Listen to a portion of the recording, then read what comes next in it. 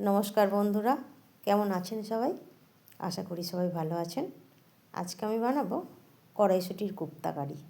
তার জন্য প্রথমে আমি কড়াইশুঁটিগুলো মিক্সিং বোলে নিয়ে ওর মধ্যে কয়েকটা কাঁচা লঙ্কা দিয়ে আমি পেস্ট বানিয়ে নিয়েছি। তারপর কড়ার মধ্যে তেল দিয়ে কালো জিরে ফোড়ন দিয়েছি।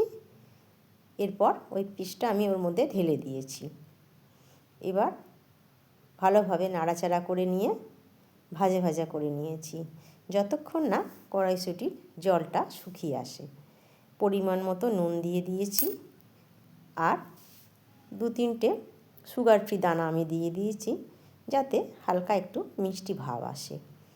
এরপর ভালোভাবে কড়াইশুঁটিটা আমি নাড়াচাড়া করে নিয়ে জলটা শুকিয়ে এলে একটা পাত্রে ঢেলে নিয়েছি। এবার একটু ঠান্ডা হতে দিয়েছি। একটু ঠান্ডা হয়ে যাওয়ার পর ওর মধ্যে আমি বেসন দিয়ে দিয়েছি।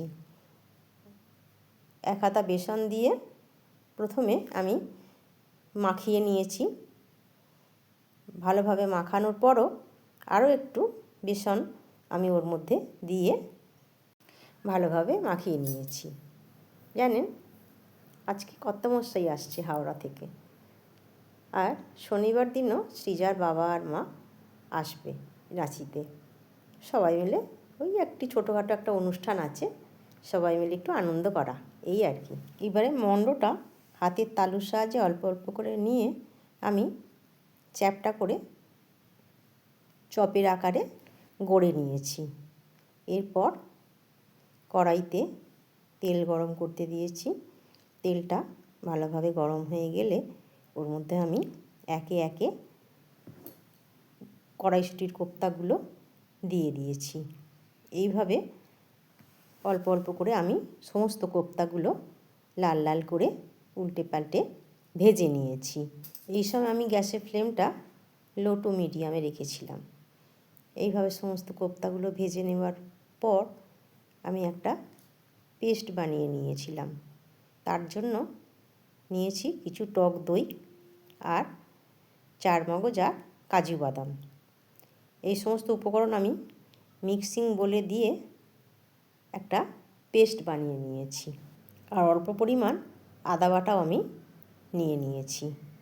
এরপর কড়াইতে তেল গরম হলে ওর মধ্যে আমি গোটা গরম মশলা আর শুকনো লঙ্কা ফোড়ন দিয়েছি।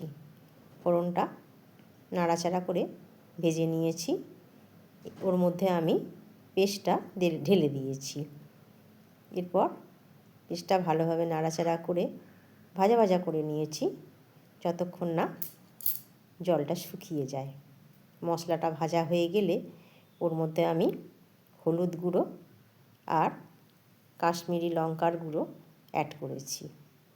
সমস্ত মশলা আবারও নাড়াচাড়া করে ভাজা করে নিয়েছি।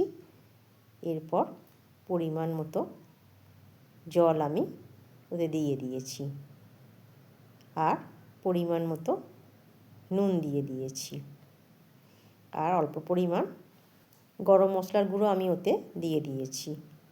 এরপর কয়েকটা সুগার ফ্রি দানা আমি দিয়ে দিয়েছি মিষ্টিটা হওয়ার জন্য আর কসৌরি মেথি দিয়ে দিয়েছি। সমস্ত ঝোলটা ফুটে উঠলে এরপর আমি ওর মধ্যে ভেজে রাখা কোপ্তাগুলো একে একে দিয়ে দিয়েছি। তারপর ঢাকা চাপা দিয়ে ফুটে উঠলে তৈরি হয়ে গেল কড়াইশুঁটির কোপ্তা কারি। কড়াইশুঁটি মানেই তো কড়াইশুঁটির কচুরি, কিন্তু এটা একটা ডিফারেন্ট একটা বানালাম। এটা প্রথমেই আমি বানালাম, জানেন কেমন হয়েছে আপনারা কমেন্ট করে অবশ্যই জানাবেন আর অবশ্যই একদিন ট্রাই করে দেখবেন। ভিডিওটা কেমন লাগলো কমেন্ট করে জানাবেন। সবাই ভালো থাকবেন। শুভ দুপুর।